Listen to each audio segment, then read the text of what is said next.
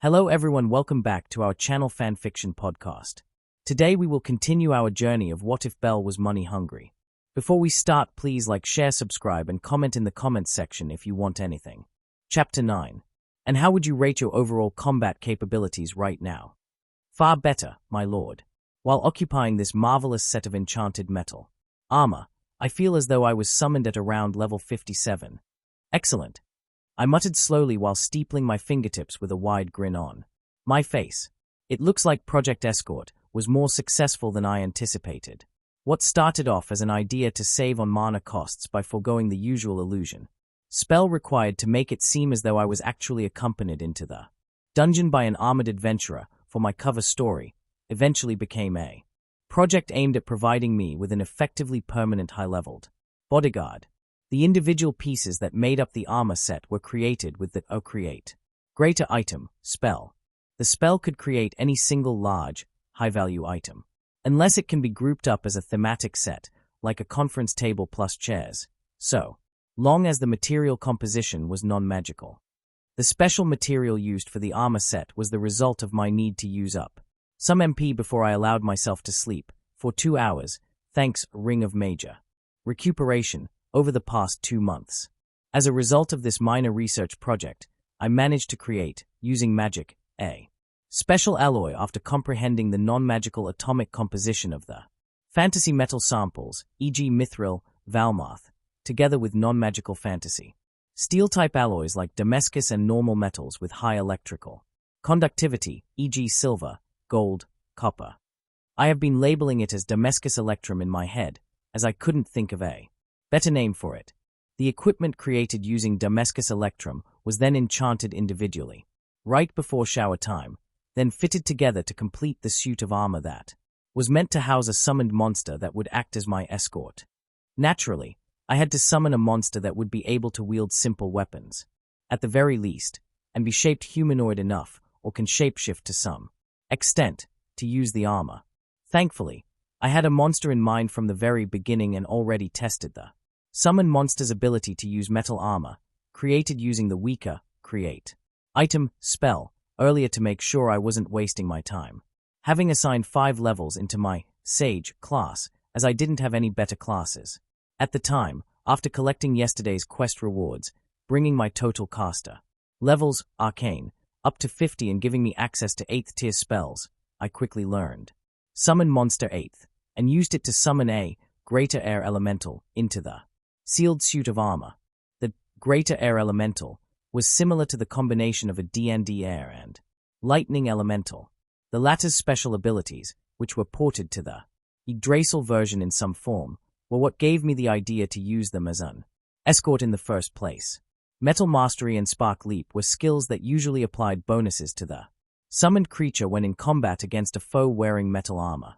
In reality, this effectively made up a skill that resembled Pyrrha Nikos polarity semblance. I decided to make use of those skills to enhance an elemental's basic abilities by making a suit of armor specialized in harnessing the power of the storm, of both air and electricity, and would allow the elemental to control the enchanted metal armor as if it was part of their body. The result was that the high-level summon that was supposed to be hamstrung by my relatively low level, a summoned monster cannot be higher leveled than the summoner barring special circumstances in Yggdrasil and lack of specialized summoner class skills could fight at a level closer to its natural level. In addition to that, each piece of equipment that formed the suit of armor also had a minor effect that extended the duration that a summoned monster can remain in the world, slowed down the timer, which allowed my elemental to operate the suit of armor for up to 16 hours. And now that I can have an actual bodyguard that won't raise the wrong questions, I will be able to feel safe even with my civilian equipment. Well, more like 80% safe, that is. Otto would still be able to outfight my summon, a couple of high-tier level 4s, and one level 5 has a good chance of killing my summon as well, however, as the greater air elemental was spec'd towards speed, it would at least be capable of holding them all off long enough for me to teleport away and while giving the middle finger to Orario if I need to. And within the dungeon, with my armored summon by my side, I could likely reach the start of the deep floors with only minor difficulty. In fact, perhaps I should do a speed run just to test his capabilities.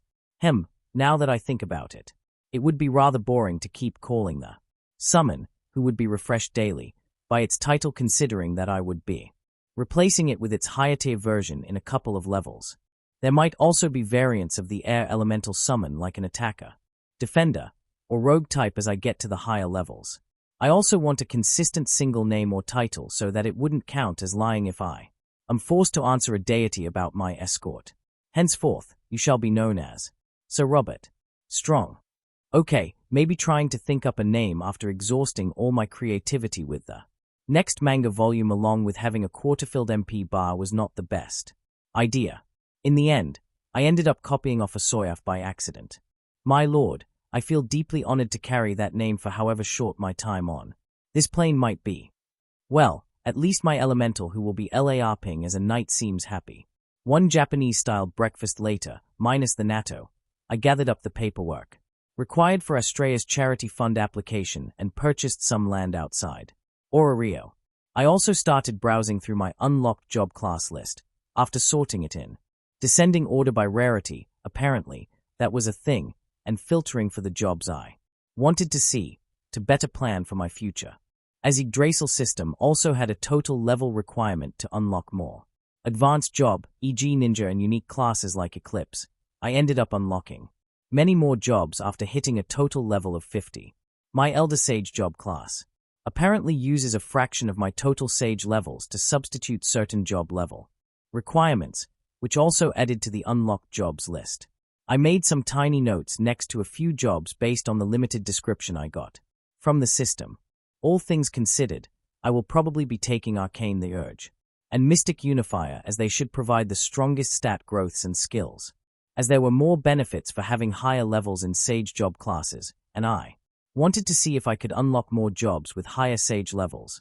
I started with putting my last available level into Mystic Unifier, bringing my total level up to 51. After that, I went ahead and learned another 3 8th tier spells. My summoned roper contacted me just as I was done with that. My lord, enough. Valis coins have been created for that matter. Good, bring me the money now. Once I converted the Valis coins into Yggdrasil gold coins, I proceeded to use them to summon a permanent shadow demon and assigned it to 24/7 guard duty. For my friend Rose, Orario has been getting more dangerous lately, ensuring that one of the few people I actually care about keeping alive in this city is being guarded is the least I can do for her. I packed all my papers and several goodies into my backpack of holding, then signaled for Sir Robert Strong to follow me out of the house. Before leaving, I did one last check by retrieving my personal notebook from my item box, went for the page containing my checklist, then double-checked all my anti-information and defensive measures. After doing so, I stored my notebook in its designated slot and started making my way to my destination. First stop, the Astrea Familia's home. 15 minutes later, I find myself staring at a modest 6-story tall apartment complex. I'm probably being kind by calling it modest because, in reality, it looked really fucking cheap. The only nice parts that I could see were the potted plants outside the window. It was a far cry from their future mansion. Well, I suppose that is what you have to expect from a recently started 10-member familia with only 2 new level 2s. Among them, most members were also orphans or effectively orphans from both outside and within Orario. So yeah, none of them came with any money. And from what I can tell, some of those level 1s are still sending money back to their orphanages and supporting Astrea's charity efforts instead of reinvesting into their adventure career. Of course, in all the timelines I knew of, the Astrea Familia would triumph over their hardships and eventually become successful. But I'm also the type of person that doesn't believe the future is set in stone.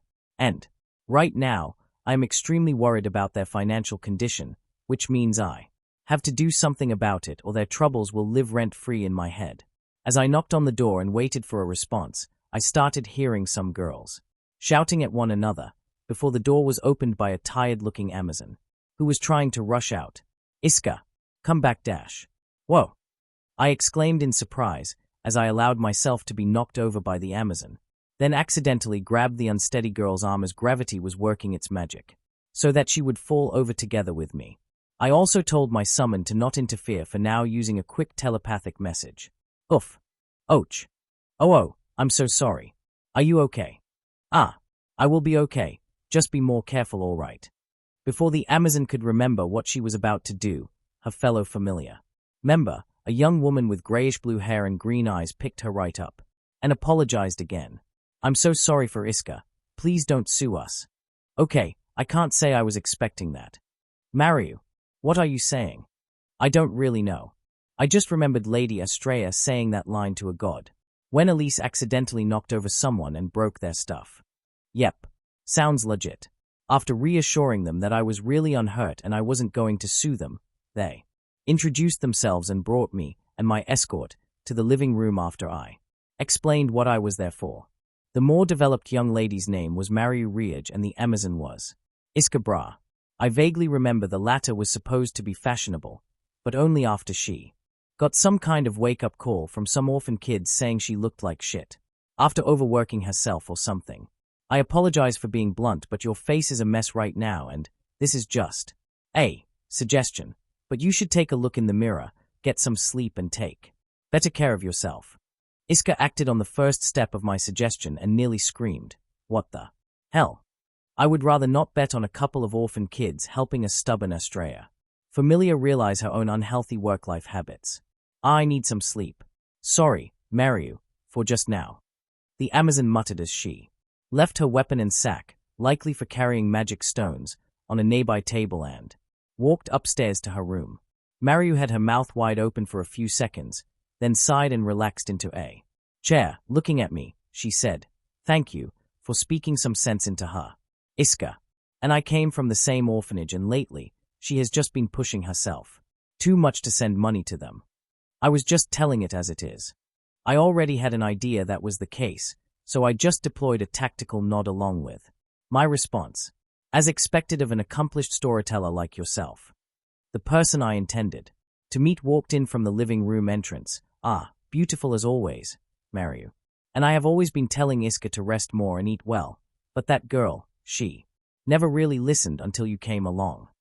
I'm sure someone else would have knocked some sense into her eventually. It was just a matter of time. And good morning to you too, Lady Estrella." "Good morning, Leonard. It's a nice winter day, isn't it? Why, I do believe we could even build a snowman if we're lucky enough." I almost broke into song at the word snowman. Oh my, I haven't built a snowman in years. Mariu's response triggered my brain to play "Do you want to build a snowman?" on repeat in my head dash. I have to leave before I go full Frozen karaoke on them. Just kidding. But in all seriousness, I do want to cut this short just in case they bring the topic back to Iska's sudden turnaround. I want to give the matter a few days to settle so that they will forget about it and I won't have to risk lying or omitting anything in front of a goddess. "Do you want to bill? I mean, here are all the papers you need." I took out a stack of papers from my bag and placed them on the table. "You just need to sign at the spots with the yellow stickers. As for the blank spots with blue stickers on them, you will need to fill in your financial details there.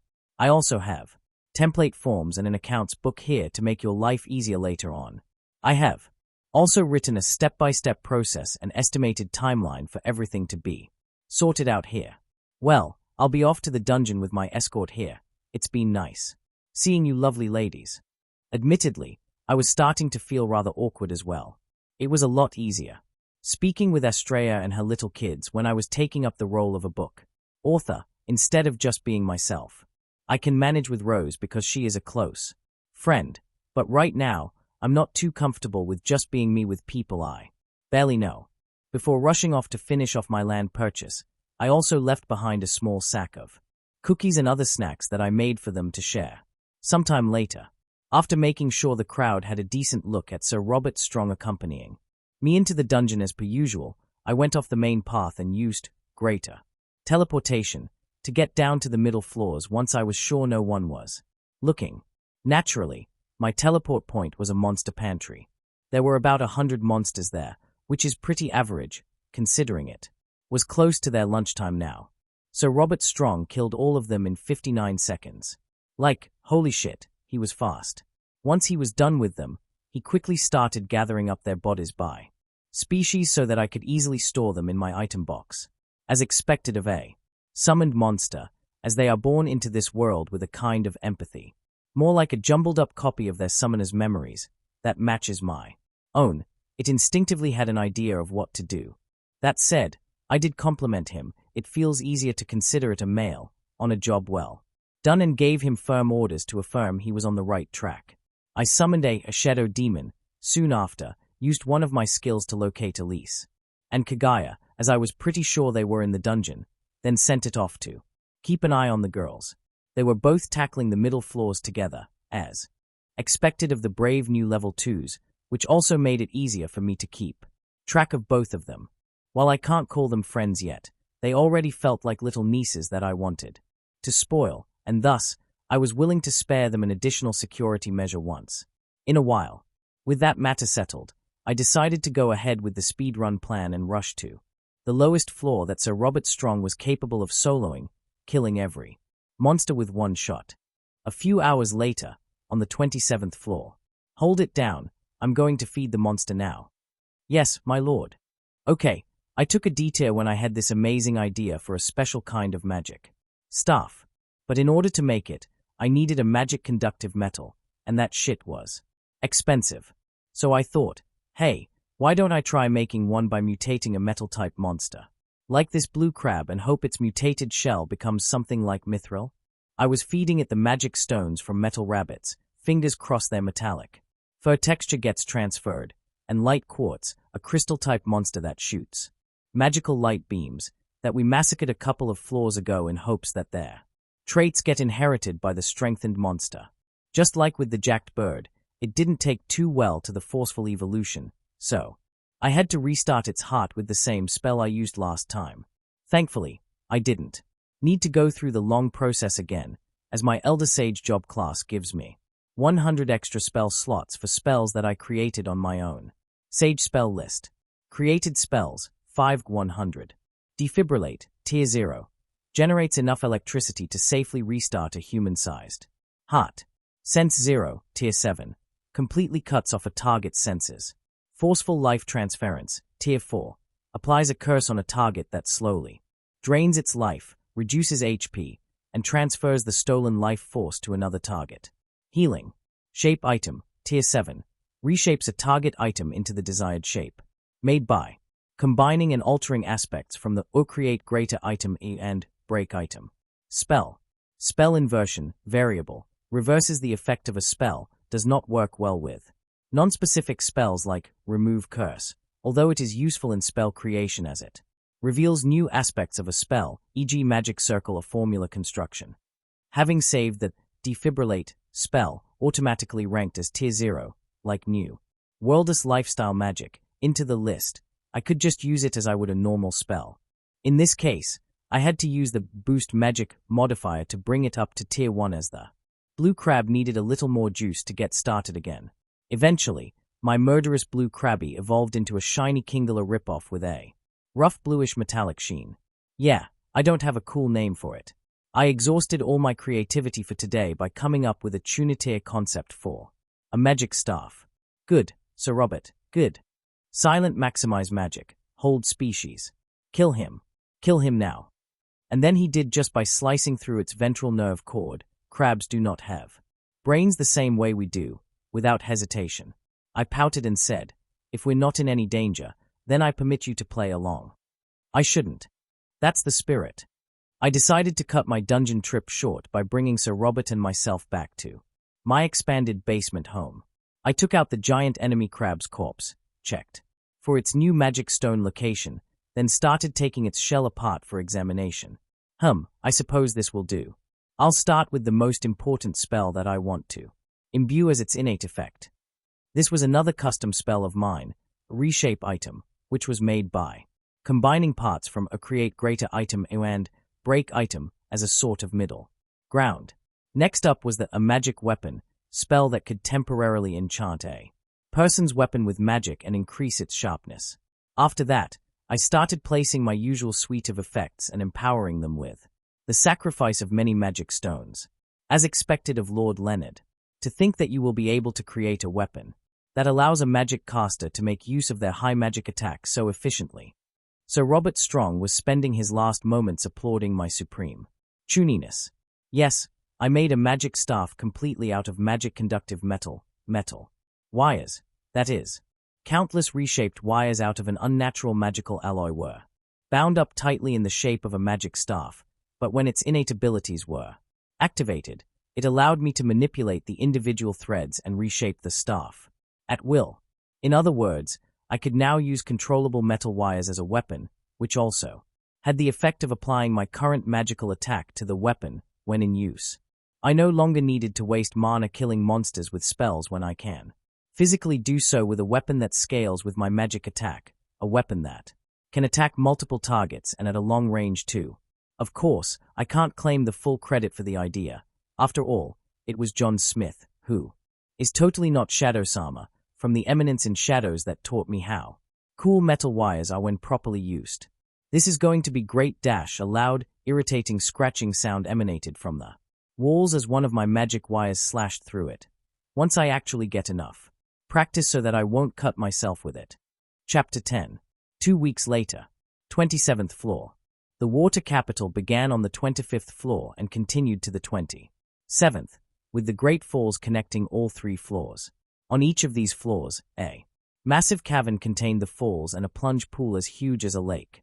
As per the usual dungeon floor design, there were magic crystals illuminating the hallways and caverns, with a large cluster of crystals on the 25th floor's ceiling, intertwined with the roots of the large tree labyrinth, 19-24th floors. I had a Lotte summon with the natural ability to fly equipped with an enchanted pickaxe, working away at the larger crystals above, so that I could examine and utilize them for my enchanted jewelry.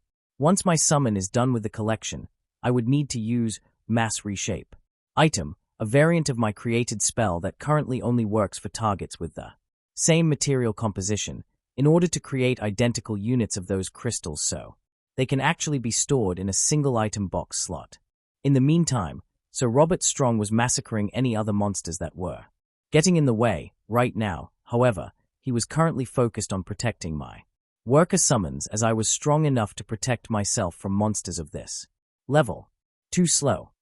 I swung my hand to the side while manipulating my magic-charged wires to cut the 100-strong swarm of Iguazus attempting to kamikaze me from the back into pieces. I always wanted to say that. Heh. My laughter was cut short the next instant as the Great Falls on my floor exploded. Huge jets of water spouted all the way up to the ceiling, then poured over me like rain from the sky. I ignored the subterranean rain in favor of the white two-headed dragon that emerged from the Great Falls, whose form was wrapped in smoky white mist. The Amphisbaena, the monster Rex of the 27th floor, had spawned 2 weeks earlier than it was supposed to. I took a quick peek at the monster's magical aura, using the O True Legend Lore S skill that was unlocked from my Mystic Unifier job class, then double-checked its abilities using Discover Lore V and Relaxed Right. Afterward, took you long enough. The monster parties sent my way were a waste of my time. It certainly wasn't a blackened or mutated version of a monster Rex. Neither did it have any new abilities that I should be wary about. The 2 heads let out a deafening roar that would have filled most adventurers that found themselves unprepared to face it with despair. Unfortunately for the dragon, I was not an adventurer. Even my outdated and weak equipment was more than enough for me to beat it, with minimal effort. Well, with outside context and rare magic spells, of course. Silent magic, dimension move. The 3rd tier spell fulfilled its purpose in getting me in touching range with the dragon before it could deploy its blue napalm or mist breath. Not that any of those would be able to hinder me, but it would be a shame if the twin-headed dragon damaged my equipment before I could recycle them. Silent penetrate magic, death. I cast the 8th tier instant death magic that I gained through my esoteric comprehension skill, an excellent skill that lets me pick out a single spell per tier across all schools of magic that I would not normally have access to for very few skill points. The level difference combined with its relative lack of resistance to magic without its red mist ability allowed the death magic to take hold. And just like that, the colossal body of the Amphisbaena collapsed like a puppet whose strings were cut. Sadly enough, I don't have a place to keep you yet, so I will settle with your intact corpse instead. My item box recognized the single corpse, regardless of its size, as a single, lootable item as I killed it and swallowed it all up through a dark swirling portal formed underneath it. Congratulations for completing the secret quest True Dragon Slayer with only a single offensive spell. You have earned 450,000 EXP and 4 bonus skill points. A level up. You have reached level 61 and now have 1 unassigned level. Nice, nice. I just recuperated all the EXP costs from casting and creating magic items with special permanent effects and managed to level up thanks to a stroke of luck. Looks like I didn't have to use my prepared, widen magic, nuclear blast, magic scrolls to massacre a few floors after all. I will see about picking a new job class later on. I had already unlocked many new classes a few days ago when I maxed out Mystic Unifier, and once again last night when I reached level 60 and maxed out Arcane the Urge.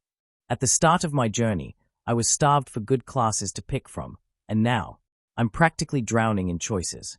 Oh, how the tables turn. Half an hour of quiet work later, I sent Sir Robert Strong with a bag of holding and a magic scroll containing the Greater Teleportation spell further into the dungeon to farm me more EXP and magic stones. If things go according to plan today, then I would need a new batch of high-quality magic stones to scale up my operations. And with the dungeon churning out seasonal winter monsters like winter wraiths, and various subspecies of it, which have a high chance of dropping pretty but ultimately useless snow gems in place of magic stones, it would be a good chance for me to stockpile a good amount of them and sell them to buyers all over for some sweet cash. The guild only strictly regulates the sale of magic stones, after all, and while most adventurers would still sell snow gems to the guild, that was mostly done to save themselves some time. The more savvy ones with the right connections could sell directly to jewelers and other interested individuals to get more cash, as the guild won't be buying at cost, taking a cut, and selling it at higher wholesale or retail prices. 2 hours later, I woke up from my accelerated yet still restful sleep cycle, went through my daily morning routines, then sallied out on foot towards the markets with a wagon following right behind me, pulled by a disguised angel summon. I only had a couple more days till Christmas, or as the locals call their commercialized holiday ripoff, after a deity cosplayed as Santa Claus and actually did a fuck ton of charity, the Holy Winter Festival. All kinds of businesses and workers get really busy during this period. This is partially due to the lucky familiars that take advantage of the seasonal monster drops, experiencing a windfall, and generally go on a year-end spending spree as per their usual lack of financial sense.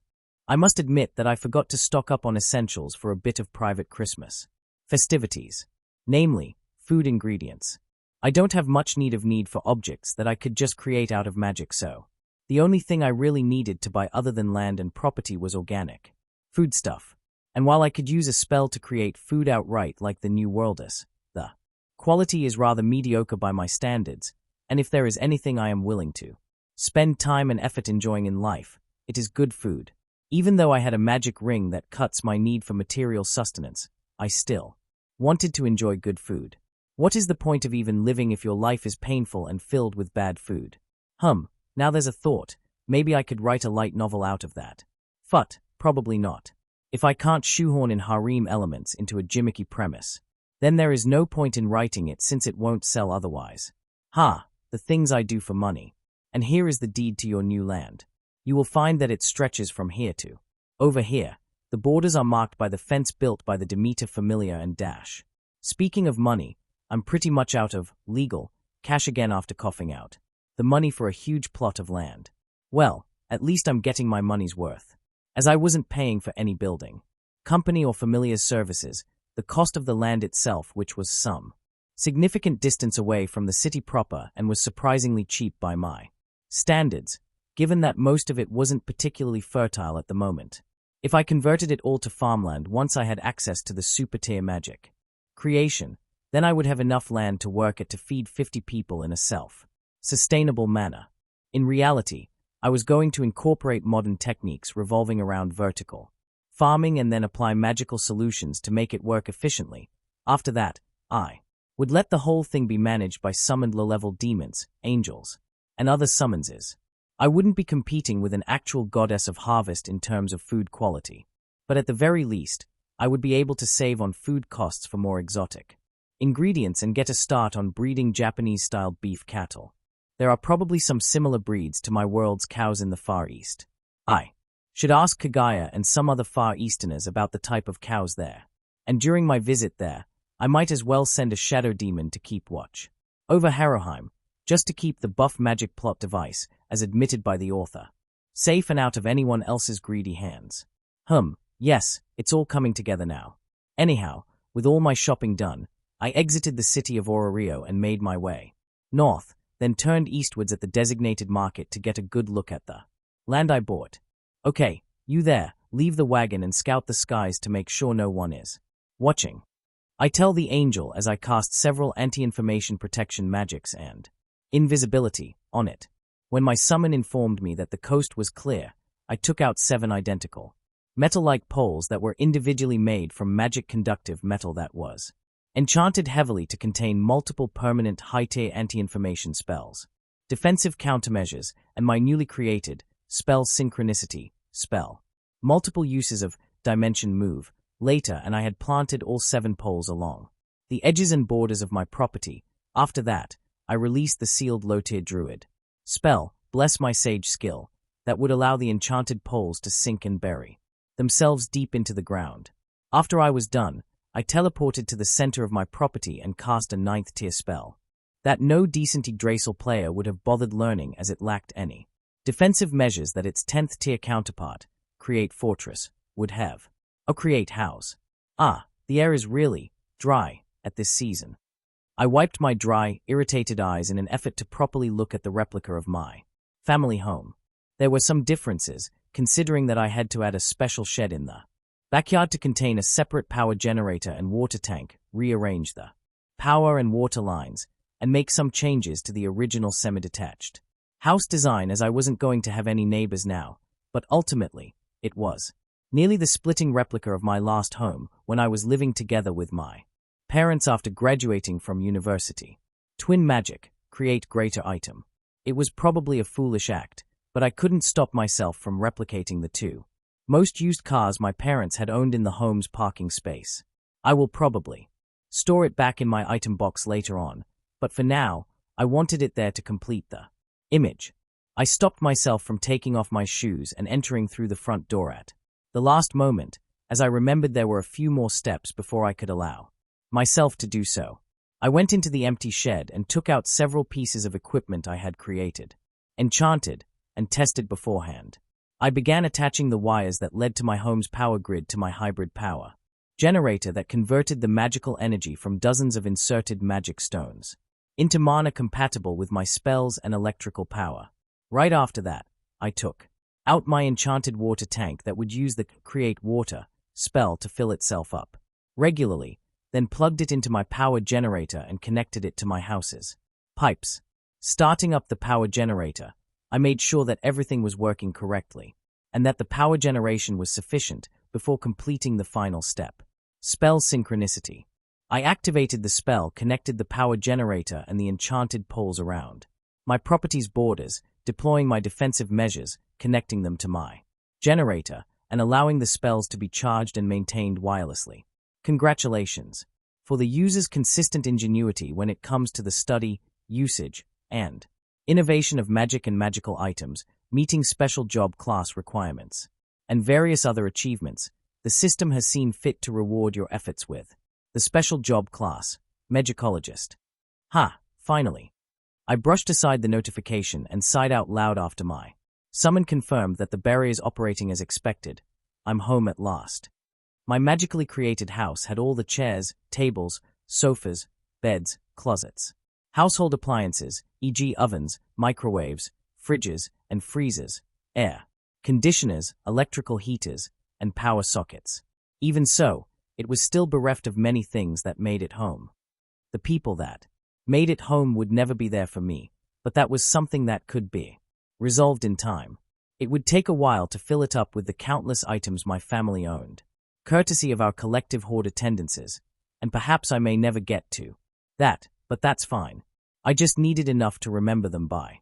I walked up the stairs to the second floor, looked right toward my parents' room, then turned away from it.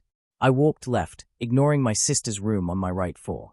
When she and her husband comes to visit, towards my bedroom, which was split by glass dividers between my workspace and the place where I slept. A triplet magic, create greater item. And like that, I had my desktop computer once again. I took my time to plug it into the power sockets, rearranging them, after taking into account my very empty work desk, and turning it on. After logging on, I waited a while and relaxed in my chair when Steam still opened, up in offline mode. The first thing I did was open up my folder of songs, put on my favorite song from Bocce the Rock, If I Could Be a Constellation, then opened up my special research folder containing all my elf doujins, just to make sure everything is there.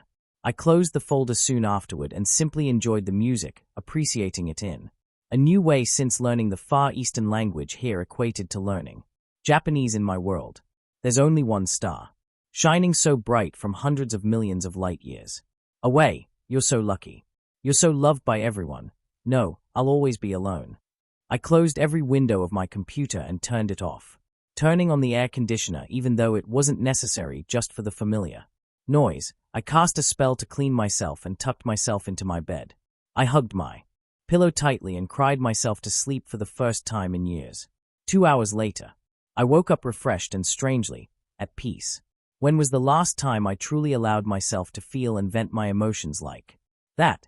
I shook my head, realizing that I wasn't going to remember that anytime soon. Instead, I took out a piece of paper, wrote out a letter to Rose inviting her over to my new place, then reached out to my connection with the shadow demon, watching over her. I intend to pass you a letter for Rose. Is it convenient to do so right now? My lord, the opportunity will present itself soon, as she is currently undressing in preparation for her daily washing ritual. Thank goodness I did not decide to look through my summons eyes to check for myself. I waited until my summons gave me the go-ahead and sent the letter to it with the teleport spell. It had instructions to leave it at a place where she receives her letters so that she doesn't think I hired a thug to break into her home and leave her a letter right outside her washroom. I took a nice hot shower, made my way downstairs, and started preparing large servings for several dishes at one go. Now that I had access to modern cooking appliances, I will be able to recreate more of my mother's recipes and maybe even improve on them. And I needed a lot of food to have a proper housewarming meal with my friend Rose. When I completed all the preparations I could do for now, I set a timer on my smartphone, a fresh copy taken out of my item box, then exited my home to get a start on my operations. Create house. I created a large house whose ground floor was based on a high-end apartment my family had stayed at for a few years before we had our landed house renovated. This would be my work office for all my creative work, and beneath it, in the 2-floor deep basement, would be the beginnings of my newly expanded laboratory and gold farming facility. When I properly expand the basement, I would create an enchanted item to create duplicates of my copy machines that would be rapidly enchanted personally in order to speed things up.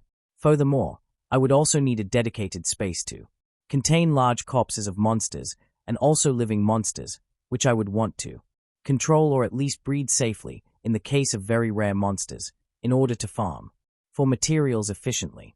So much work, so little time. Well then, now that I don't have to worry about my neighbors, I guess it's time to put on some music. I took out my smartphone, went to my music playlists, put on the rest of the Kesaku band songs in shuffle or repeat mode, and sang along when I felt the urge to.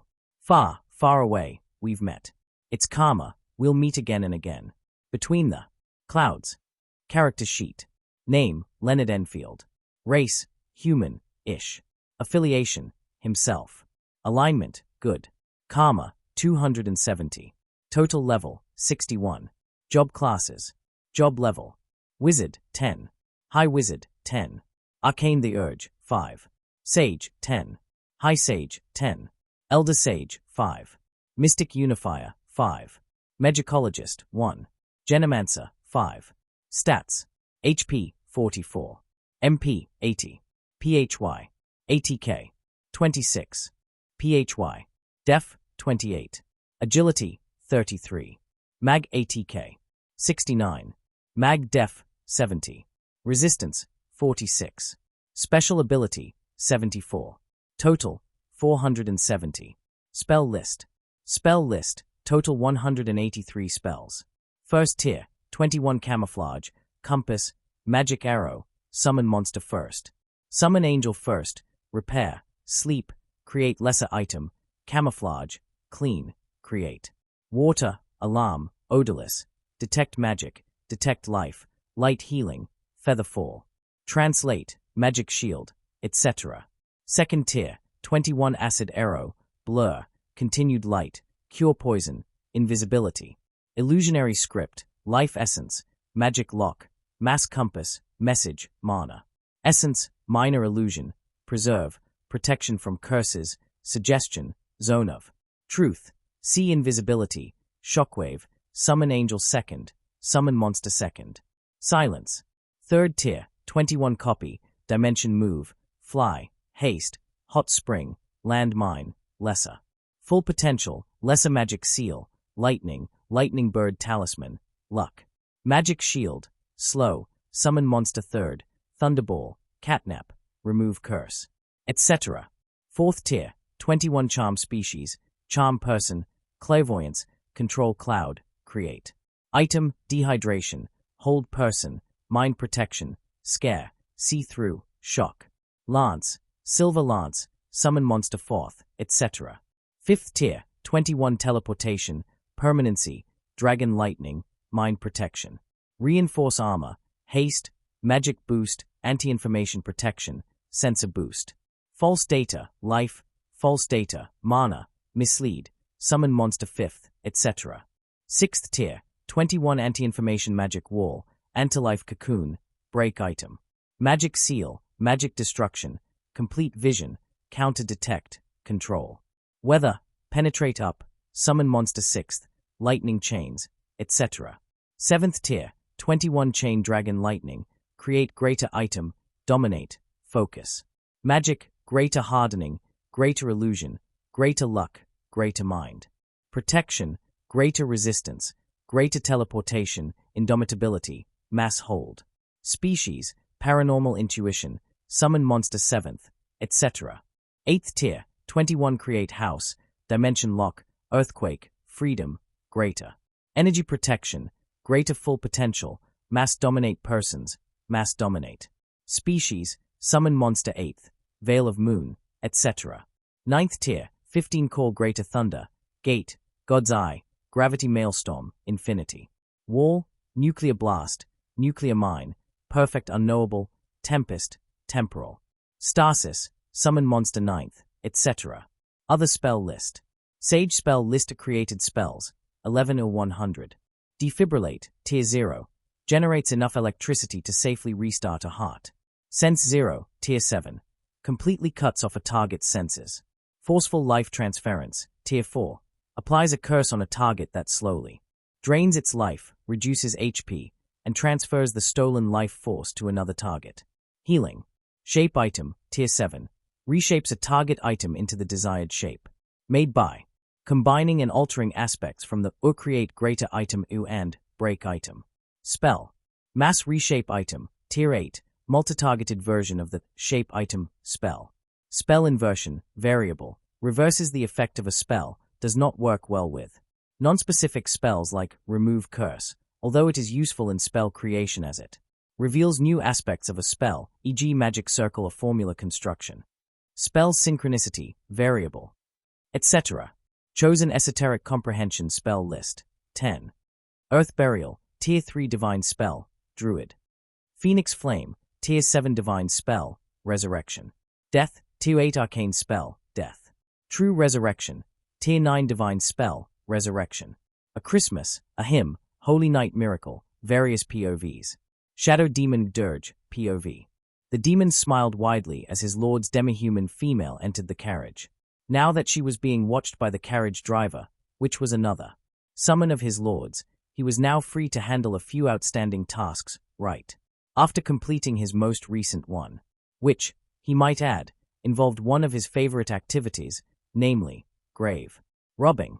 Technically, Dirge the Shadow Demon, he was ever so thankful for such a cool name from his lord, enjoyed any form of activity so long as his lord and himself benefited from it. desecrating the graves of his lord's enemies. No, calling them enemies would imply the vermin was more than a footnote in his lord's eyes. It would be better to say that repurposing the bodies of trash that were fortunate enough to be of some use to his lord brought Dirge great joy.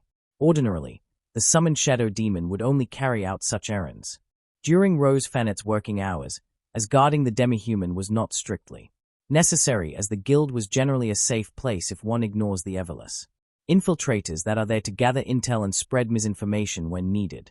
There was little need to worry about those duplicitous future lab subjects, however, as his investigations into them revealed that they had direct orders to lay low for at least a handful of years. The demon used his shadow warp ability to teleport to the chimney's shadow, then popped his pitch-black head up to meet the permanent, even lower-leveled summon, a mechatronic mourner, an automaton monster in the shape and coloration of a normal bird. His lord had anticipated that there would be less danger during the werewolves' working hours and had provided this summons to observe their mutual charge during the period, freeing up Dirge to perform more important and dangerous missions in the day, like tracking down low-leveled members of crime syndicates, investigating the security measures of places of interest, and the occasional bomb disposal. Granted, the last two examples were tasks that Dirge had set for himself, as his lord had told him that he could also use the time to relax and unwind. Breaking into high-security facilities like the magic stone processing buildings was for keeping his stealth skills sharp and dealing with hooligans attempting to vandalize his lord's home. The fools actually thought explosives could kill his lord.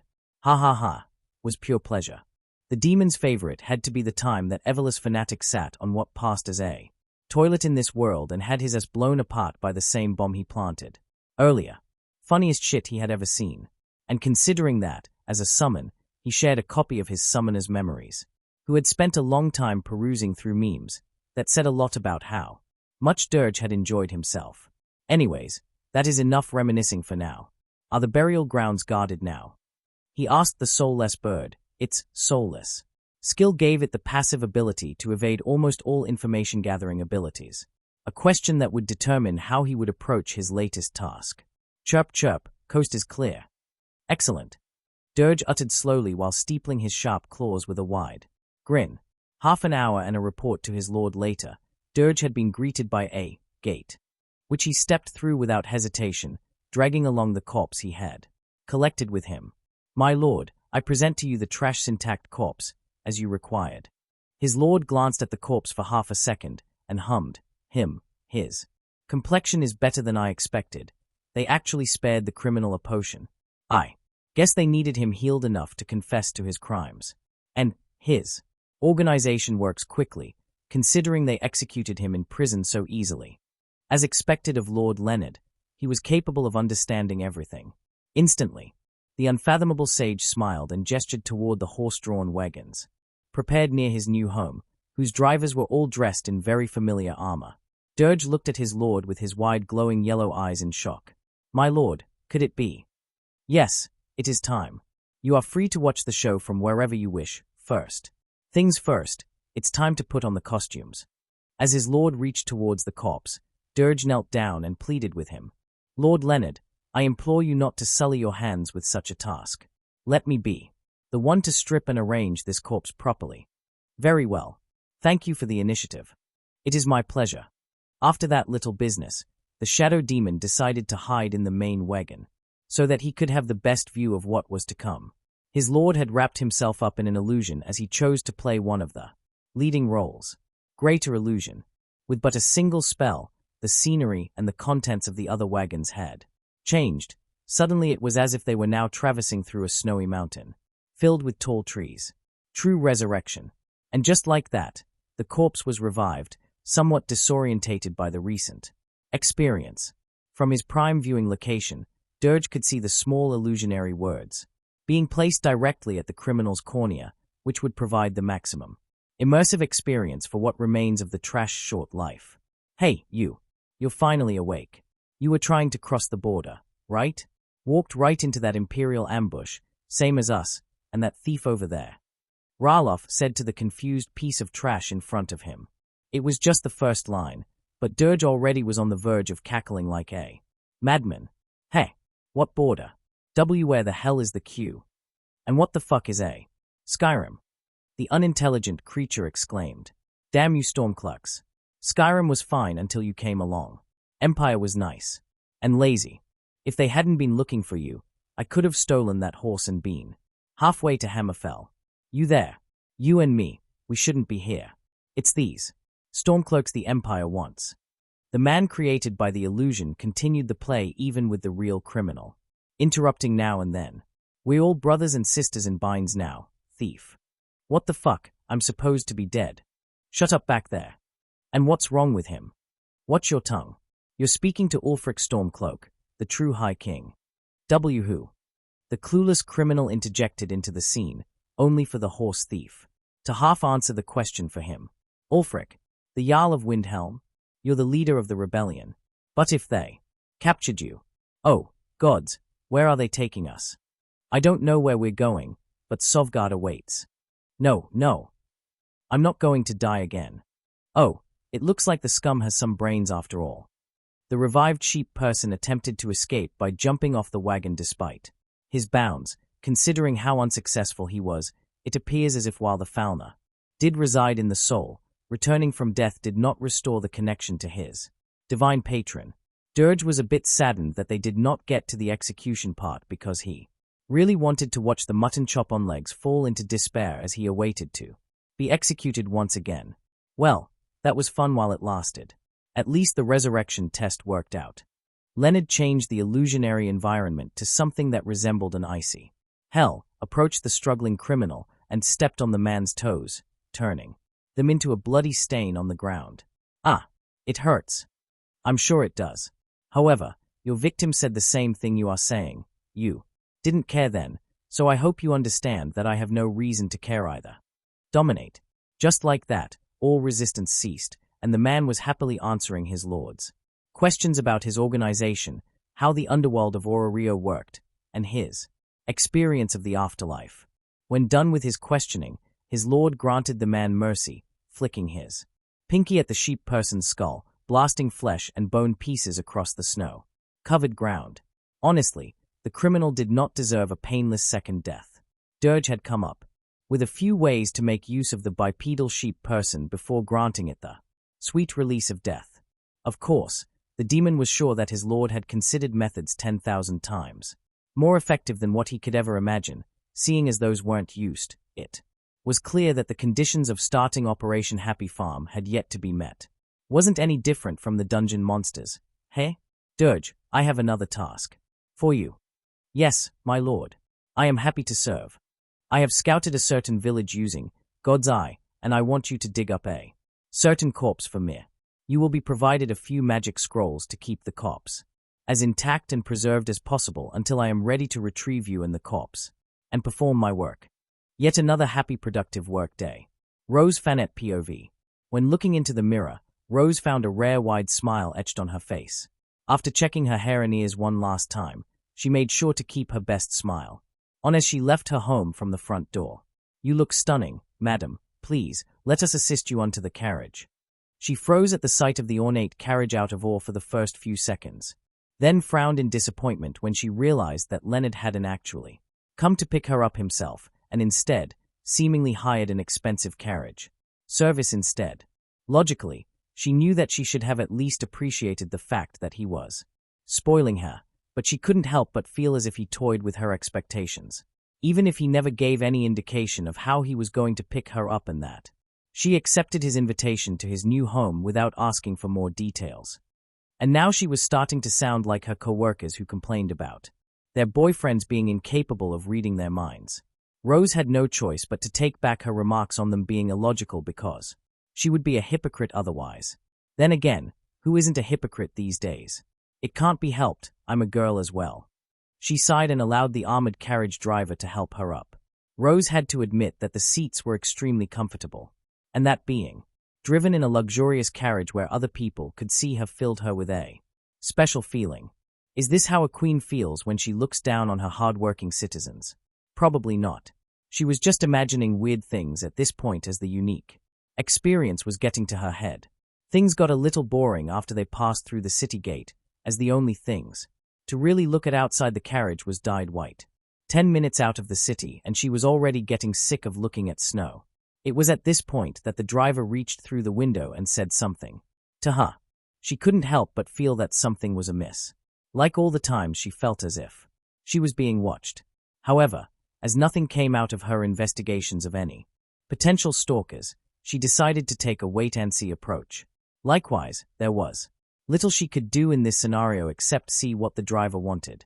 "Madam, I fear that this drive might bore you for quite a while longer. I strongly suggest that you relax and catch up on some sleep." That is hey, how strange. She was feeling really sleepy all of a sudden. It's probably just the seasonal overtime catching up on her. Probably hua. Good idea. Did you have a good nap, Rose? Her. Rose awoke to find herself in a carriage, which became familiar to her after she recalled this morning's activities. She looked out the window to see Leonard standing right there. "Your sleeping face looks cute." "What? Don't tease me like that." She started hitting him with the nearest cushion she could reach. "Hey, this cushion is kinda warm. Did you sit on dash?" Stop that. Stop thinking." "If I did stop thinking I would actually die. Ha ha ha." Thank the gods that their comedy skit was over and done with soon after. Leonard helped her down from the carriage and gestured towards his new house. To be honest, she did not expect much from something that was supposed to be built in only 3 days, but once again, he had exceeded her expectations. Wow, the size isn't huge like some mansions I have seen, but the unique and refined design does make it look like it belongs in some of the richer districts. The buildings in Orario had all sorts of designs that, at first glance, seemed out of this world. However, once you remember that gods from a higher realm usually had something to do with them, it makes it much easier to accept something that looks new and different. "I'm glad you like it so far. Come on in. The interior is still a bit bare since I haven't brought all my stuff in yet, but it's cozy enough." Rose wasn't surprised at all when her standard of cozy was exceeded by Leonard's well-furnished home. "I don't think I have seen lamps of that design before." "Oh, that is because instead of lamps and appliances powered by magic stones, they are all connected to a single power source that consists of several magic stones. See the cords attached to those appliances there. Now imagine some of them going through the walls and attached to the lights above us, supplied by power from one source. But if something happens to any of the magic stones, won't that mean that the power for everything gets cut off?" "Oh, wait, you said several magic stones, so, some of them considered built-in redundancies." Leonard looked pleasantly surprised by her question and nodded enthusiastically. "You could say that. I'm extracting magical energy from the stones at a higher rate than I actually need so dash." He had given her a quick tour of his home, with the exception of his bedroom, then happily responded to her comments and questions about his place. After listening to his explanation, she followed his example and hung her coat on the coat rack. When the heaters had warmed the place up sufficiently. "Wow, that's a nice change of clothes. Your uniform looks nice, but it's on the plain side. And I don't think I've seen you in casual clothes much. Most of the places you bring me to on my rare off days are on the fancier side, so I end up wearing my nice dresses then." "Good point.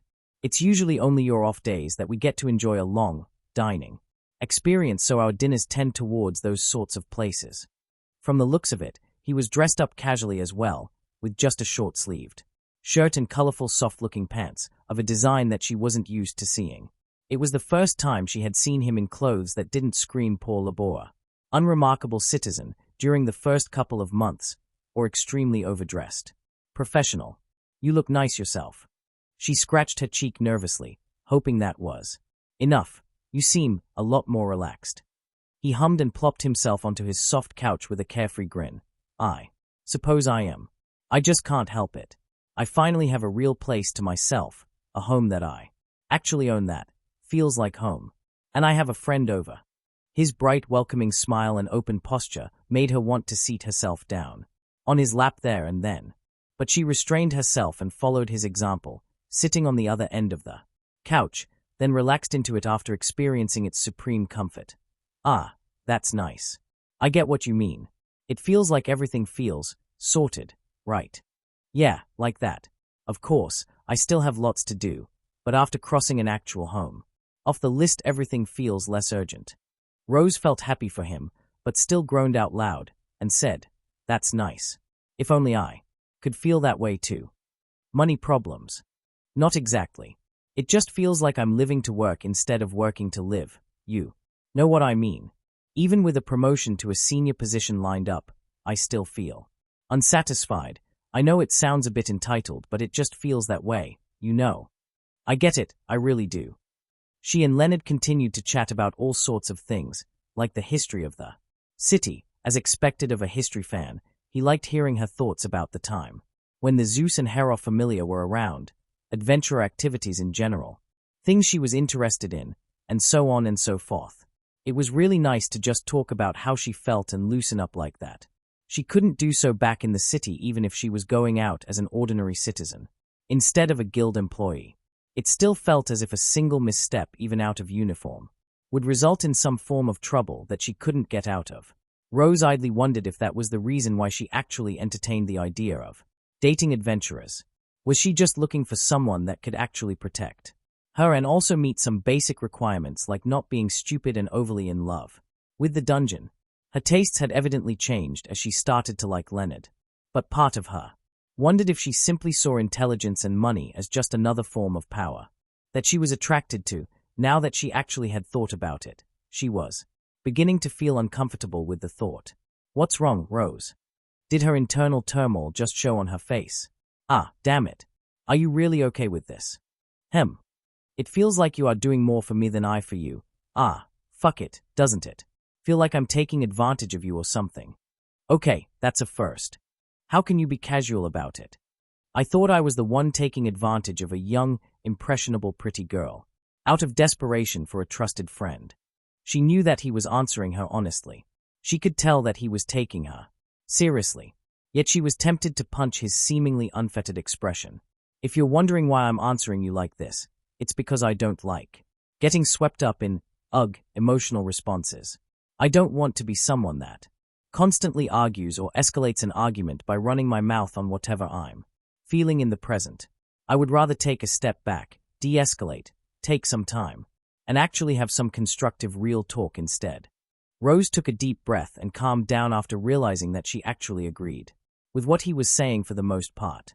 She had to deal with so much shit every day that she learned to not take things to heart and call it out as it is. In that sense, their ways of dealing with social conflicts are kind of similar, although Rose had to admit she was a lot more rude, blunt, and aggressive compared to Leonard. Sorry about that.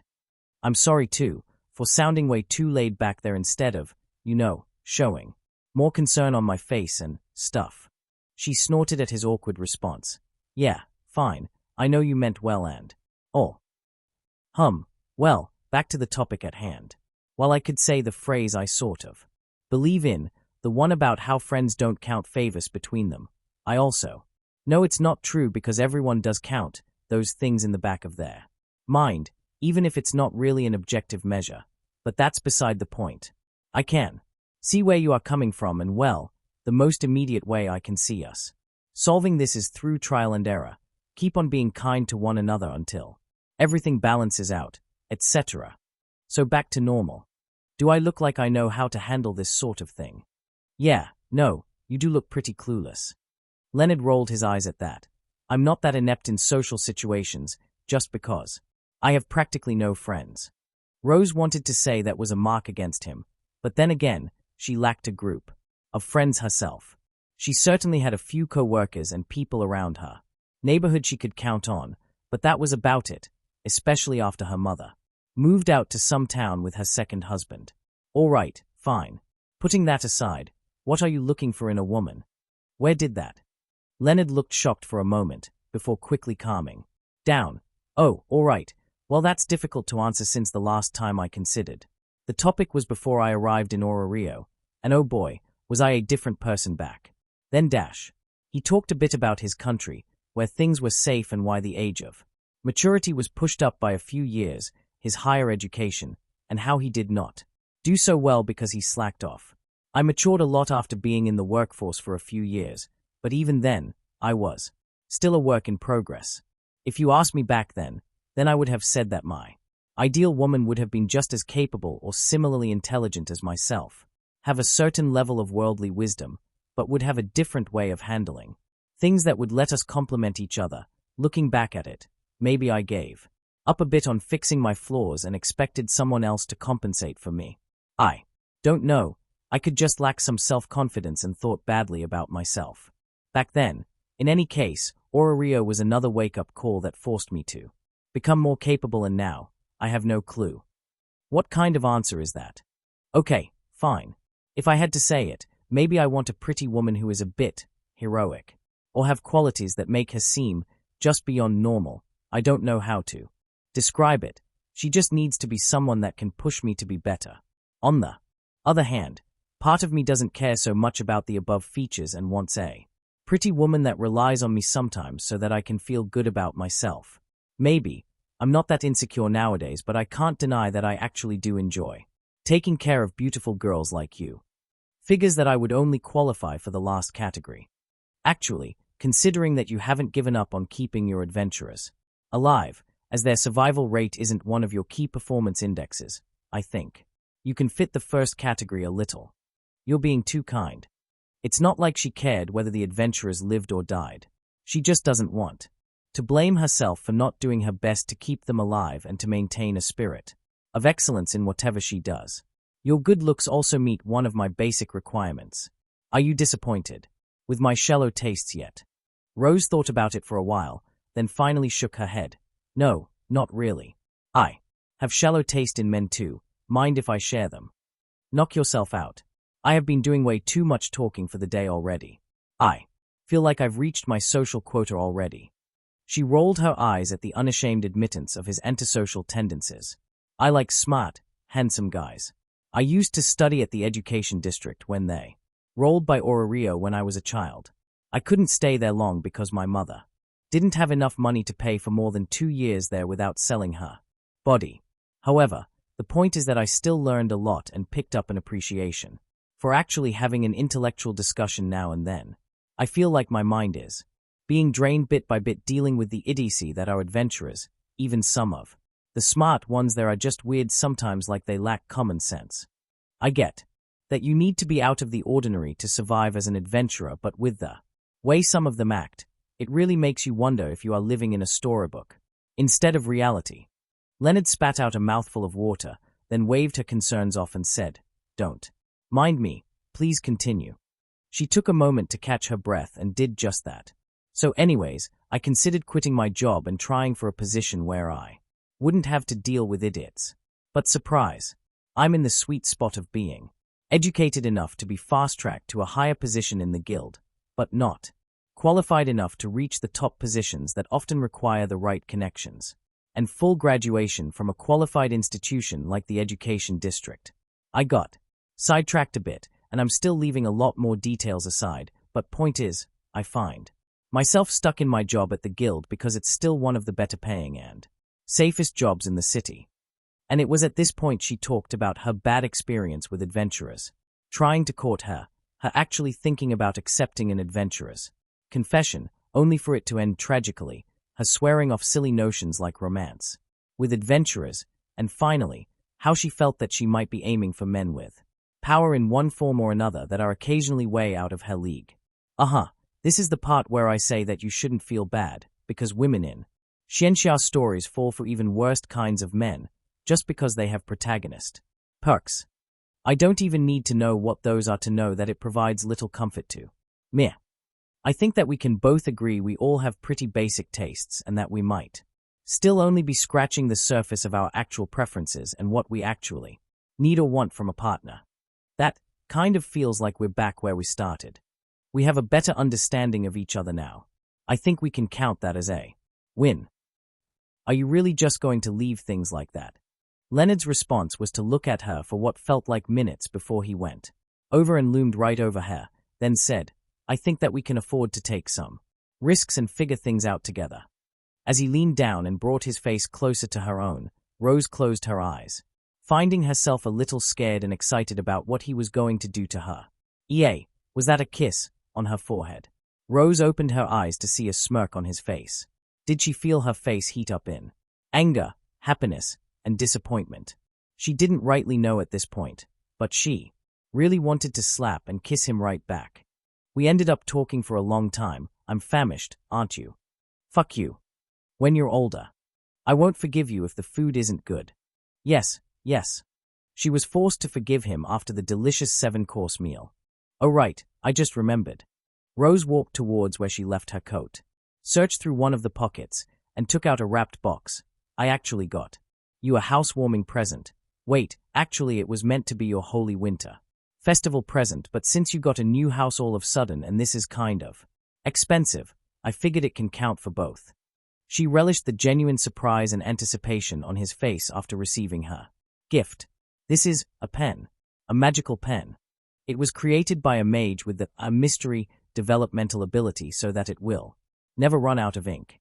Oh, wow, this must have cost a bomb. Weird phrasing aside, yeah, it cost quite a bit, but it's still a lot smaller than the total bill of food and drinks you've treated me to. You know, we totally could have avoided a knee argument earlier if you remembered you brought a gift with you.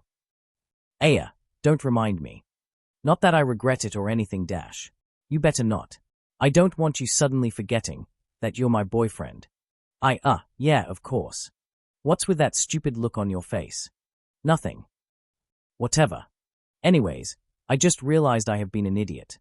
I totally should have commissioned the mage I work with to make me a brush that can paint infinitely in any color I want. I can't believe I missed that. Maybe you need to do some more market research. I really should. After that, she insisted on staying at his house tonight, which initially landed her in the guest bedroom on the ground floor. She glared at him until he got the hint, and eventually, he agreed to sleep in the bed with her in the guest bedroom. Rose did not get the holy night-eve sex that she had aimed for, but she was still happy with his extremely skilled hands fondling and caressing her body during the night. Well, considering that she lost count of the number of orgasms she had, perhaps happy was a bit of an understatement. Waking up the next day to a cold, but still pleasant, snowy holy winter day next to her new boyfriend was a great start. We managed to actually get into the festive mood as we enjoyed the streets of Orario without any everless or normal criminal bullshit happening around us. What's up with this blizzard? I can't see anything. Rose, stay behind me. Oh, and here, wear my jacket. She was shivering from the sudden temperature drop and strong winds. On the other hand, Leonard was completely unperturbed by the surprise blizzard, even after putting his jacket over her, which surprisingly kept the cold away from her. He said that his clothes were enchanted by the mage he worked with to handle cold weather, which made sense, considering that the mage pretty much helped set up his home and everything. Okay, thanks. I think we should go take shelter at the Pantheon. The guild building had some very good heating, so they could probably wait out the blizzard safely from there. Leonard hesitated for a moment before agreeing with her idea. Rose felt that there was something off about this blizzard, and from the looks of it, her boyfriend had the same idea.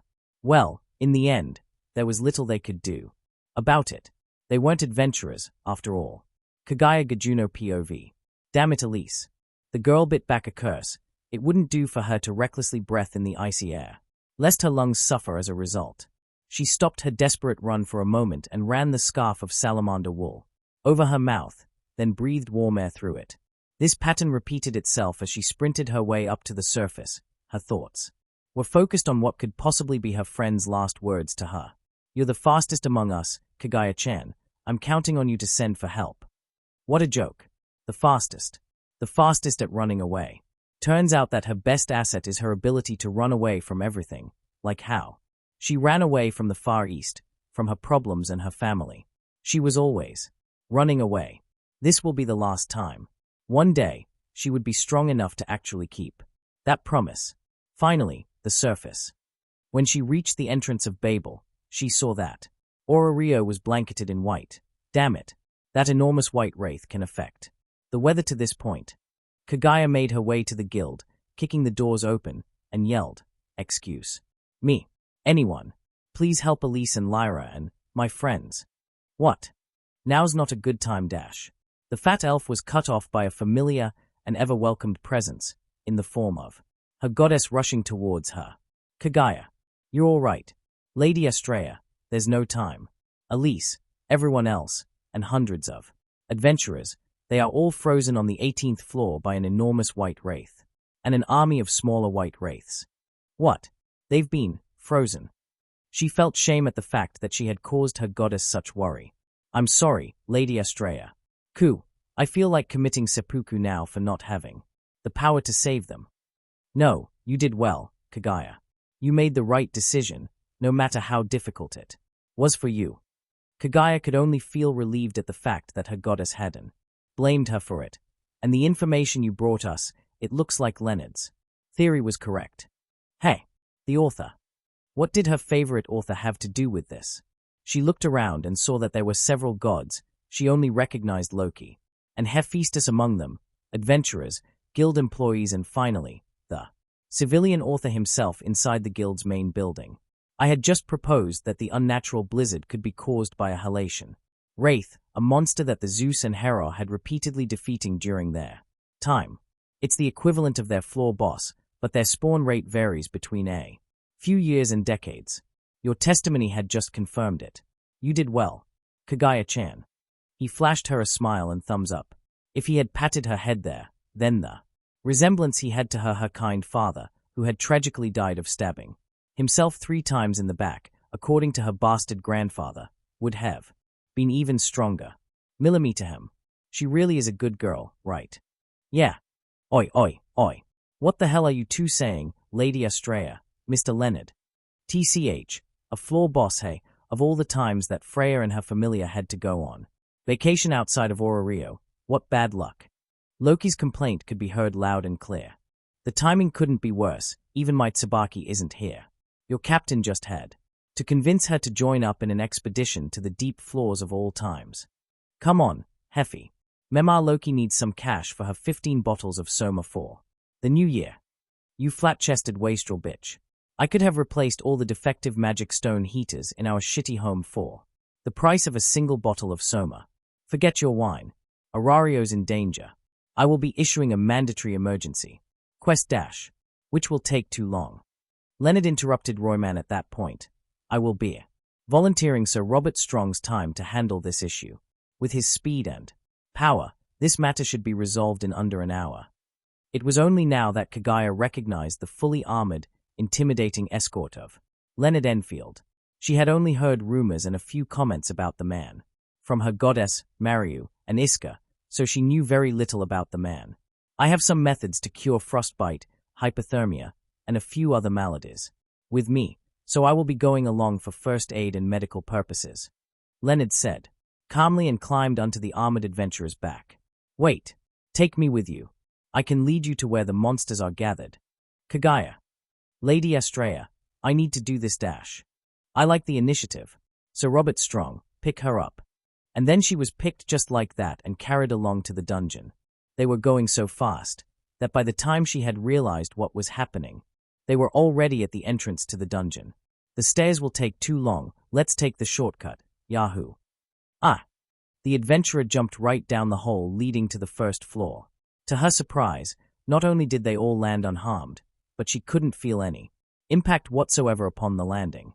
Suddenly, they accelerated again, and the scenery of the first floor passed by like a flash. Within a minute, they were already on the 6th floor. By the 5th minute, they were on the floor where she had shamefully fled to get help. During that time, she realized that the adventurer dressed as a knight must have a skill to control the wind as the air felt warm around him, and that she did not feel any air resistance during the quick journey at all. I will wait here until the threat is dealt with and prepare my remedies. Now, go on. Be a hero, Kaguya-chan. I believe in you. Yeah, whatever. Save your breath. What's with him? Kaguya thought that he was trying to use her as an inspiration for one of his book characters. No sense thinking about it now. She had to focus on saving her friends. By the time she took the final step to the clearing where the frozen statue of her friends and other adventurers were, she saw that the small army of white wraiths had already been dealt with and the halation wraith was shattered into pieces. Okay, that was quick dash. She was cut short as the armored adventurer dashed at her and pulled her to the side, narrowing, evading a blast of ice. It's not over yet. So Robert spoke up for the first time. Kaguya looked up and saw another halation wraith. What the hell? It can regenerate that quickly. Not quite. An unfamiliar voice spoke up from beside her. It was a white-robed man with an odd facial covering that only covered his eyes. Watch carefully. Then he leaped at the huge monster and swung his fist down, crushing the halation. Wraith's head! Exclamation point. She saw it. There was a second halation wraith hidden nearby. The moment the halation wraith died by the mysterious robed man's fist, something seemed to be forming out of the hidden halation wraith's body. A duplicate. Precisely. We have to defeat both the halation wraiths at once. How? Troublesome. Kaguya looked out at the clearing and saw that the newest duplicate was hiding behind some ice pillars and the frozen adventurers. That bastard. Things got worse when the small army of winter wraiths had also been reborn and was adopting the strategies of their leaders. You too. I will deal with the halation wraiths at once, however, the army of little ones. I got it. Yes, my lord. Kaguya did not have the luxury to question the stronger adventurers' plans and actions at the moment, nor did she spare any thought for their relationship with one another. She cleared her mind then and focused it solely on defeating every enemy she could. While Sir Robert Strong was extremely fast, he couldn't be everywhere at the same time. The only thing she could do at the moment took some pressure off the man by clearing a small area of winter wraiths by herself. She used her family's sword-drawing technique, pulling out her katana from its sheath at extreme speed, and landed one powerful hit on a winter wraith. Killed another of its fellow monster with 2 swift cuts, placed her sword back into its sheath, then prepared to face a larger subspecies winter wraith. Goku. She called out the name of her family technique and inherited magic of the same name, creating 5 blades of light that moved at the same time as she made a slash with her real sword, firing 5 magic slashes at extreme speeds aimed at her enemy from different positions. The assassination technique turned trump card against the monsters that plagued the mortal races and killed the winter wraith in an instant. Kaguya examined her surroundings and saw the white-robed man standing in the middle of the clearing, holding a sword that appeared out of nowhere. The halation wraith appeared to have caught him by surprise with a lance of ice, stabbing at his face. However, the only thing that was damaged was his facial accessory, and he retaliated with an attack of his own. 6-fold slash of light.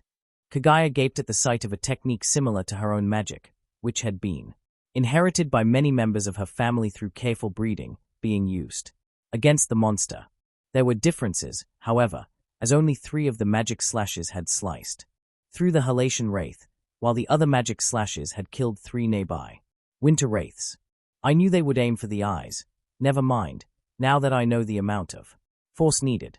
It was now that she noticed that his voice was different now, although she did not have the chance to think about it further, as a few more winter wraiths had just been born near her.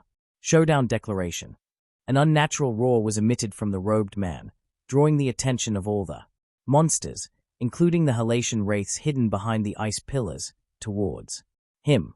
Just as they were all about to crush him, the man leaped to the ceiling of the dungeon floor instantly, and chanted, "Parabolic charge." Lightning flashed before her eyes, and the monsters were all destroyed by what looked to be a pulse of lightning magic. The icy wind had stopped blowing there and then. It's over. Not necessarily. The white-robed man approached her with a hand over his face, then held up his free hand towards her. You need to save your friends. She held her hand out, and a ruby-encrusted ring was dropped into the palm of her hand. The ring contains the magical enchantment to warm a target it is pressed against. You can use this to melt the ice pillars quicker and warm your friends up. Good job, Kaguya-chan. Hey, what the heck dash? He patted her head and walked right past her. Wait, He was gone just as quickly as he arrived. I will be resting here. She turned her head to see Sir Robert Strong sitting beside a giant snow gem. TCH. Figures. The man was guarding his, admittedly well-deserved, drop item. Kaguya stopped wasting her time and immediately went for her friends. The other adventurers could wait and chill over there. The magic ring worked just as the mysterious man had said it would. Her friends were quickly thawed out and were quickly treated after Leonard had sprinkled some refined blue peciulior scales over them. That took a huge weight off her shoulders. For the most part, the adventurers' superhuman endurance was more than enough to keep them alive despite being frozen that way. Kaguya had no idea how that worked, but she simply decided to count her blessings here. Some however, weren't so lucky. She's dead. Leave her. We can move on to the next batch. Leonard was kneeling right beside a dead Paolum adventurer, who was likely a supporter with a weak status spread unfortunate enough to accompany a stronger adventurer party today. Leonard shook his head and said, "The woman is not dead but asleep." Kagaya frowned, thinking that this might be his first time seeing death so close and was about to say something when she felt the ground shake under her. Everyone seemed to turn around towards the source, which was Sir Robert Strong, who had just slammed his sword into the ground near a newly rescued adventurer. "Attempt to steal my lord's rightful loot again, and I will end your miserable life." Kagaya rolled her eyes. Typical adventurer greed. "Aya, I am alive." She turned around and, to her great shock, the woman she thought was dead turned out to be alive. Leonard smiled kindly, like her father, and gently told the woman, "You were simply in a near-death state. You're all right now." But I saw souls, so many souls, all lined up in a queue that never seemed to end dash. Ha ha, if you don't want to be seen as a madwoman, my suggestion to you would be to just think of what you saw as a mere hallucination and never mention that to anyone else. Yes, you're right. Good. Kagaya was exhausted after taking the lead to guide the rescued adventurers up to the surface. Sir Robert Strong and Leonard had gone up ahead, the former having cleared the way for everyone else while guarding the giant snow gem. Her friends had been bugging her throughout the journey about what happened, and she retold several moments repeatedly when some of the other adventurers overheard and wanted to know more about the events that had transpired. When she reached the guild with everyone in tow, she ended up having to repeat the story again for the guild employees and the very interested gods regarding what happened. A mysterious mage just showed up and blasted all those monsters with a single, no-chance spell. He would need to be at level 5, at the bare minimum. How did someone like that get in and out of Orario without anyone knowing? Sir Robert Strong called him his lord, so perhaps that is the same mage that is printing out all those elf doujins. What was that about elf doujins? Source. Later on, she came upon the scene of Leonard shaking hands with Royman. Apparently, the giant snow gem could be sold for a value close to the budget of a small country. Fuck, if she was strong enough, then she could have ended all her familiars' financial woes there and then. Don't worry, I heard all about what you've done down there, so if the payment actually goes through I will make sure you get a few million valis at minimum. Kagaya-chan. Well, since he was going to give her money, she supposed that she could allow him to pat her head just one more time. She would be a proper adult the next year anyways, so this will be the last time. Unless it's Lady Estrella. At some point, Elise had mentioned to Leonard about their heater problems, and he volunteered to help them fix it, saying, "You know, I'm something of a magical engineer myself." Okay, sure. That's about what she expected anyway. He's a fantastic author, baker, and doctor, and now he can fix magical appliances, too. At this point, she would even believe that he was secretly the mage that helped them all out today, even after Lady Estrella confirmed he did not have a Falna. Zeus POV. As he stared at the empty grave of his grandson's mother, the god of thunder barely held his temper back as he quickly analyzed the situation. Who could have done such a thing? Who would have the motivation to do so? An enemy of the Zeus and Hera famelia, someone heinous enough to desecrate the grave of someone as sweet as materia, which crossed out most of his civil acquaintances back in Orario. Bell dash. This had happened only recently, which means the perpetrator could still be close by. If the culprit was not a fool, then they would also know about Bell. He ran as fast as he could, back to the small house that they lived in. His heart dropped when he heard voices inside. At this point, he was prepared to even use his arcanum to smite whoever was inside, but he calmed down and resigned himself to negotiate with whoever had invaded his home, for Bell's sake, if nothing else. Mema. Mema. Yes, I'm your mother, my dear Bell. Ah, you're so big and cute now dash. Have you been a good boy? Materia. He rubbed his eyes and made sure that it wasn't an illusion. It was a living materia that looked healthier than ever. Lord Zeus. Materia, is that really you? Yes. It's all very strange to me, but I woke up here all of a sudden and dash. He had asked some very specific questions to make sure the woman was who she said she was. And, after asking some things about what she remembered after death, Zeus could safely say that she was indeed a woman that had come back to life. Was it Fel's?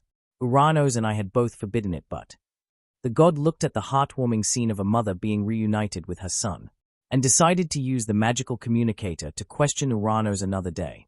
Right now, he simply wanted to bask in the joyful atmosphere. A real holy night miracle here. Oh, you are still so cute even when you are mad. Stop treating me like a child or I'll punch you for real this time. Really? Okay, well, consider this your obligatory awareness exercise for the day. Did you come from a clan of assassins or something? I left that question unanswered as she asks that practically every time I test her senses. So who's the second one today? I said it before, but I'm only paying for 2 level 1s to escort me and the cargo. You won't get any extra even if you bring a level 2.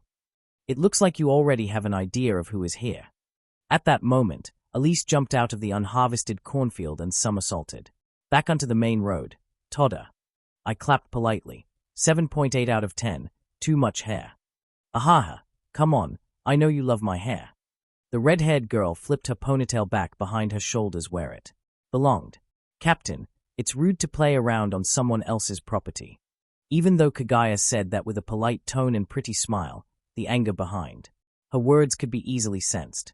Either it was my experience with women being passive-aggressive towards me speaking, or it's her blood-stained background allowing her to emit a very anime-like killer intent ability. Or it could just be both. Kagaya, you don't need to be hostile just because you're jealous of my inner and outer grace that has captivated Leonard here. Excuse me, who is captivated? You're quite graceful yourself. Elise finished her sentence with a wink and smile. She looked to be on the verge of laughter. Ugh. Kagaya had a strained grin.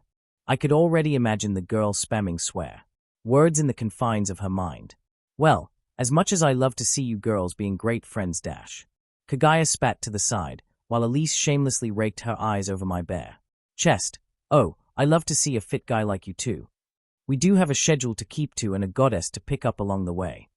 Working along with Kagaya during the incident, along with helping the Astrea famelia out in various ways, like being their mechanic, had worked wonders in building some measure of trust and friendship with them, as I was now too famous to simply lay low, and that it wouldn't benefit me to do. So, I decided to publicly strengthen my ties with the Astrea famelia further by helping them out with their finances. Astrea and her girls were too righteous to accept undue credit for the halation wraith incident, so I decided to help them in a roundabout way by specifically requesting 2 members from their famelia twice a week to come to my place and escort my goods, mostly books, to Orario. They gave up and accepted my goodwill after seeing how persistent I was.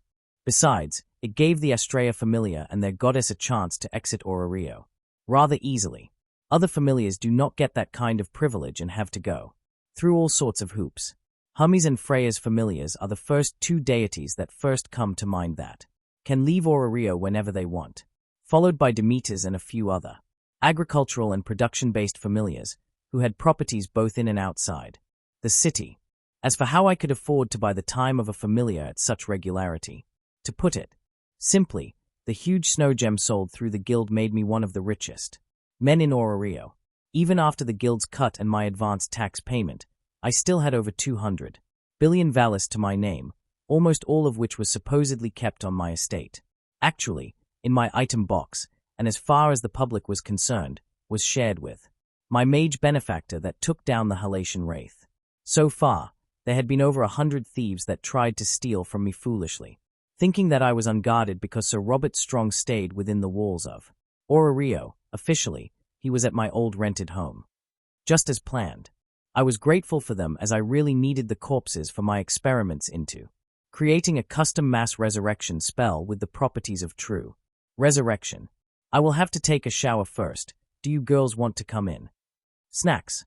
If you don't mind. Elise and Kagaya's replies left their mouth right as they took off their shoes and went through my unlocked front door. These kids. When I got in, I saw Elise raiding my jar of biscotti while Kagaya was laying down on my long couch with my kidnapped Kirby plush toy in her arms. Make yourselves at home, not like the 2 of you aren't already doing it. I went upstairs and silently activated my homemade teleportation pad in my bathroom, instantly transporting me to the facility underneath one of my illusion-covered fortresses, created using the 10th tier spell.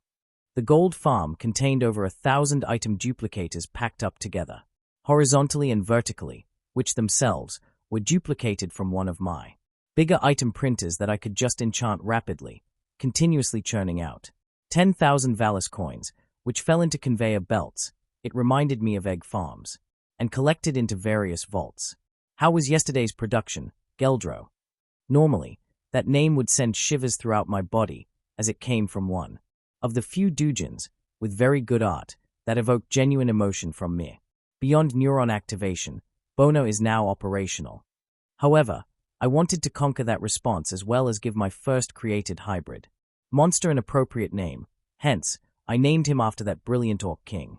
Examining and modifying the many varieties of farm crops was the main contributor to the mastery of my genomancer skills.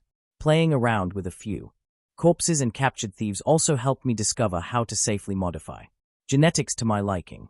Eventually, Geldro was the result of my hard work. A few uses of control, amnesia, to modify his memories and settings later, and I had my first completely loyal natural monster. A little poorer than the day before, my lord. I take it you wish to switch back to individual power. My first successful hybrid monster was created from a permanently summoned orc and roper monster. Naturally, I ended up with a hentai orc with a giant tentacle cock that produces a powerful aphrodisiac. I admit that I did take certain aspects of his main tool and incorporated them into my rod.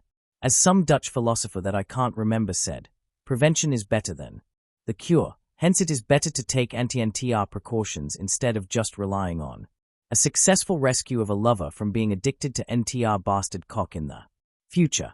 Yes, I will handle that in a moment. It seems like the Amphisbena's magic stone doesn't produce enough magic power to match the output of individual magic stones of monsters from the lower floors when it is split between over 1,000 duplicators. My lord, could it be that the magical conductivity of the cables is simply not efficient enough? I had already considered that. I do admit that the magical conductivity of the material used is still second to mithril. Nevertheless, it doesn't change the fact that, moving forward, it would be more efficient to use the Monster Rex's magic stone to power a small number of higher-level enchantments instead of using it to generate money this way. As expected of Lord Leonard, you have already foreseen this outcome dash. I pretended to listen to my servant's praises while remotely switching the settings on all my money makers. Geldro has been working hard to keep track of the gold production for over 2 months without complaint or dangerous thoughts. I confirmed with my control amnesia spell, which means he can be trusted to take part in the next stage of my experiments. You have done well, my good and faithful servant. As a reward, I shall allow you to spread your seed. You will be assigned a small plot of land and a home. After that, I shall provide you with models and pictures of females from all races. You are to come up with the details of a few of your ideal breeding partners, and I shall craft your partner personally to your liking. The Eve, to your Edom, to put things simply. My lord, I am not worthy. But you will be, so long as you continue to show the fruits of your loyal, hard work. After the usual benevolent overlord roleplay, I went on to take in yesterday's created Valis coins. All the machines put together produced 32 million Valis per minute, which translated to just over 46 billion Valis for 24 hours of continuous production and converted into 4.6 million Yggdrasil gold coins, swapping my redundant 5th and 6th tier spells for a more useful divine and spiritual spell of that tier has never been cheaper. Unfortunately for me, the amount of gold produced on a daily basis was still half the amount needed to purchase the cheapest cash item in the shop, and I wouldn't be expanding gold production anytime soon since I will be quite busy in the upcoming months. Half an hour later, I parked my truck over at one of the gates to Demeter's farms, unlocked the doors, stretched to the side and opened the door to the passenger's seat, got out of my magic stone engine-powered vehicle, and helped Astrea up into her seat after the usual greetings. Kagaya and Elise were back on top of the truck to look out for any trouble ahead, after they dropped down earlier to greet and hug their goddess. Did you have a good time over at Lady Demeter's place? I asked my passenger, while starting up the modified vehicle. Oh yes, we spent almost all the time just catching up and talking about our children. It was nice spending a few days at her Wheat Manor, but nothing really. Beats home and I really miss everyone. Ha, I'm sure they miss you lots too. And how have you been? I hope my children have not given you too much trouble. Not at all. They are all well behaved and a delight to have around, although I would prefer if Elise would stop running rampaging around my cornfields. How rude. The beautiful me hadn't damaged a single corn plant. Ahaha. You all are getting along so well. Those two rascals up there remind me of my younger cousins. So I've been told. Oh, I forgot to ask, what are you bringing into Orario today? 5,000 copies of my latest release, Great Tail Argonaut, and another 3,000 copies of the second part to my guide to the middle flaws. I think I missed the launch for your rendition of the Argonaut's tale. I already prepared a signed copy here. It's for you. Thank you for your kind and thoughtful gift. I hope you won't mind if I take a quick look. Be my guest. I enjoyed the many chuckles and sighs of exasperation from Estrella as she read through the early parts of Argonaut's real story. I had pretty much published everything from the Dan Memo anniversary event and some additional details I had gained using my A True Legend Lore daily use skill to gain information on events, things, and places of legendary importance. Thanks to my skill, I managed to add in more world-building and secret details about the ancient era, the kingdom of Lacrios, every important legendary figure, like Orna, Fina, and even General Minos, in the story, and the mysterious chain used to control the monster. I'm glad that Estrella is enjoying the read thus far, and I was looking forward to hearing about her response when she reaches the real meat of the story. At this point, I'm already expecting a few death threats from elves over my accurate depiction of their great poets Riulu, aka Wish, and my heroic portrayal of the OG Crozzo. After a quick check by the gatekeepers of Orario, I went on to deliver the Argonaut books to the bookstore I partnered with, as it was largely unrelated to the dungeon. I went on to find a partner I deemed to be of good character. Estrella, Kagaya, and Elise all helped in parting the crowds so that I could actually unload my cargo and hand it off to the bookstore staff. Next up, I stopped by the guild to give the new copies of my guidebook, which covered the 19th to 24th floors. Rose was busy during that time, so I settled with a kiss and a slap on her ass. While I was no longer surprised at the fact I got a girlfriend, I had instead become worried about accidentally killing my girlfriend if I ever lost control during sex. Rose was just too low-leveled and there was a non-zero chance that I could harm her terribly. I spent months physically training with my summons to get a handle on my minimum and maximum strength to help rectify this, relying on my genius. Molester job class instincts and proficiencies, ironically, helped me fine-tune the bare minimum strength needed to maximize her pleasure. Yet I was still unsure about taking the final step. Even if I could revive her with true resurrection and just erase her memories accordingly, I would still end up traumatizing both of us, whether she remembers it or not, and I don't want that. What's wrong, Leonard? You seem troubled. I was just thinking of the future. In any case, here is your stop. Let me know when you move into your new home and I'll throw you a feast. The concern of my favorite goddess wasn't abated by such a simple answer, but Estrella still gave me a gentle smile and said her goodbyes. Once she was out of my sight, I quietly summoned another doppelganger, after making sure a summon slot for that particular tier was empty, who immediately shapeshifted into the form of a man I was using as my designated truck driver, and instructed it to drive the truck back to my farm as per the usual routine. After that, I silently teleported to a popular new restaurant that I built from the ground up and staffed with some artificially created werewolves. Thanks, Rose, for your genetic information, with implanted knowledge on how to cook, deliver good customer service, and run a restaurant. It was a restaurant that specialized in Indian banana leaf rice, a southern Indian cuisine, and often attracted the morning and lunch crowd. I spent some time doing a few quality checks and asking the customers, who were mostly members of the Ganesha famelia, about what they thought about the food and restaurant so far. The reviews were 99% positive, so I took that as a good sign that someone was going to sabotage me or bomb my restaurant soon, because you just can't have nice things in Orario. I guess I can set a few permanent mid-tier summons here to secure the place.